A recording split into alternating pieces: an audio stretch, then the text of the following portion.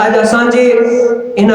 करीब यानी असांजी गोट आवाज या इन दुनिया जे अंदर जेके मानू या मुसलमान जेके खसारे में आइन आज इंजे करे तो उनन में पाण में बा जमात कोनी हम यानी सलाह एक में कोने हर को जाए अलग अलग तरीके से है हर को अलग अलग सोचिंदो हर को चवंदो जेको मां चबा वही सही है ए जेको बियो चाहे पे वो गलत है लेकिन चाहे हम सलाह ना है इजमाइयत में बरकत आए लेकिन इजमाइयत ना है लेकिन इनजे वजह से चाहे इजमाइयत टूटी वञे एकड़ो वाक्यो के इलाके में ने एकड़ो शख्स रहंदो त इलाके वाला एतरा त यानी नुकसान पहुंचाइंदा एतरा त यानी बेदर्दवा एतरा बेदर्दवा पड़ोसी छा पियो करे यानी भूखियो किए उनन के कुछ परवाह ही कोने देता वो शख्स वो अल्लाह वारो यार एड़े इलाके में रहन जो केड़ो फायदो जे इलाके में पड़ोसी बेचारो बीमार आ भूखियो आ के परवाह ही कोने तैयार पड़ोसी जा हक अचाए इते वेण का फायदो ही छाए और हुजूर अलैहि सलाम जी हदीस बार कहे त अगर किथे तू हिजरत करे वने पेरी पांजा रफीक दिस वे गोठवारा दिस वे राहकू दिस केड़ा मोने अगर सुठा आइन तो उते घर वठी वे अगर उते खराब आइन तो उते न वेजो छो उन बुराई में तुम भी शामिल थी ने अब वो शख्स वो अल्लाह वारो छा हिजरत करे हले वे उन जी एकड़ी घर वाली एकड़ो पुट एकड़ो छोकरो ओ जंगलन बयाबानन में निकरंदा वे इतरो त गर्मी जे शिद्दत में वंजंदे उनजा हाल बेहाल थे थक जी आखिर चवंदा पेरा सुजी पिया चाहे पेरा सुजी पिया आखिरकार के वनी बुखा उन मा उछामी पिया एकड़े बण जेठा भी रहा वण जेठा व्या न त उहे छवा पाण में हम सलाह ऐं हिक में इजमाइयत भी उनन में त जदे वेठा न तो थक जी करे आउ ता खबर है अगर को वडो वण हुजे छाव हुजे अगर सभई मानू हेठ वेही रहन जी छाव जे करे थदाण इंडिया तो उनके इलाही सुकून मिलंदो ते वेहंदे उन शख्स के न मथे एकड़ो परिंदो नजर आयो जेको हलाल हुंदो खाइजंदो वो परिंदो नजर आयो भूख भी डाडी लगी हुई हां जेको पुट्टा वो भी यानी थकला धीअ भी थकला जेकी घरवारी वो भी थकला परिंदो ॾिठे हुन जे शख्स जे दिल में ख्याल आयो त इन परिंदे ख्याल करे झले करे यानी गरम करे खाईंदासी ताकि कुछ न कुछ सफर आसान थी वञे तो उन पुट के चाचो पुट वन किथा का पानी जो इंतजाम कर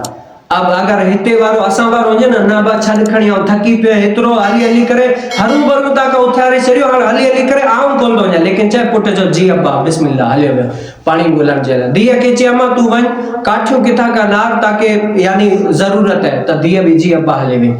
माई के चे तू वन माचिस जी गोला कर किथा मिली वने ना हुआ खणी तो वो भी यानी नारण हली वई ए पान छे रस्सी बने पे ताकि न परिंदे के जन वो परिंदो से जो नारे पियो तो यार इनन में हम सलाह के दरिया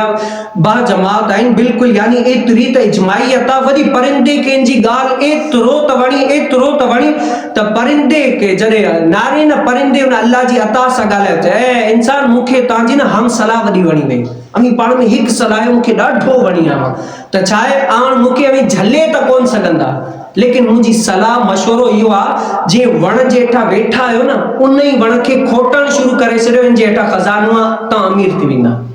त उहे जदे कहो के काठियो जे के पानी चो सब खणी आया चे हां इन कम के छड़ियो ता खोटण शुरू करियो अब सबई दी पुट माई सब लगी खोटे छा क्यों एकड़ो दिलो यानी हीरा सोन चवार सब कुछ नजर अचियो यानी अल्लाह उनके राजी थियो छो ही सलाह वाला हम जमात बा त उनन के अल्लाह ताला अमीर करे छे उन मुसाफिर खानु बनायो जेके भी मुसाफिर इंदा गरीब हुंदा उनन के खादो पीतो मिलंदो हां या गाल फैलजी सबनिन में मशहूर थी बा ही शख्स हिकता का निकतो एकड़े वण जेठा वेठो इया वे ऊपर इंदे राज बुधाए सब कुछ त एकड़ो असा जेड़ो भी मानू वियो त आऊं भी पांजी बारन के पुटन के निकरी करे वणा तो वाह वणो वियो ओ जंगल बेबान में थकी करे इए गई रहो त मठी वरी वही परिंद ॾिठई वरी उन सां भी गॾु पुट धीअ माई त चई वञ अम्मा माचिस खणी अचे अब्बा घरक थी आऊं वञे थकी पई पुट भी चओ दफ़ा थी आऊं को तो खारू बरवा सॼी मानी ख़राब वेल करे सॾे तो इहो कयो हूअ कयो फुलाणी कयो हीअ कयो हूअ कयो सब कुछ हां पाण को परिंदे पार पिनारे परिंदे जो अब्बा एड़ी में तू मई कोने चाहे एड़ो अवा में को मसलो ही कोने एड़ी अवा में का हम सलाह कोने जेको अमी खाई सकंदा पुट वनी खेरात वनी खाओ वनी पोगी चंबा चलियो तो वो यानी सलाह बुधान जो फर्क छा पियो हम सलाह ऐं हिक गड हुजन वो चाहे अगर चे केतरो भी वडो दुश्मन हुजे न अगर हम सलाह ऐं बा जमात सभई गड हुंदा त वडे का वडी मुसीबत जो भी इंसान मुकाबलो करे सघंदो आहे त इहा गाल करण जो मकसद केड़ो आहे ता समझी आ।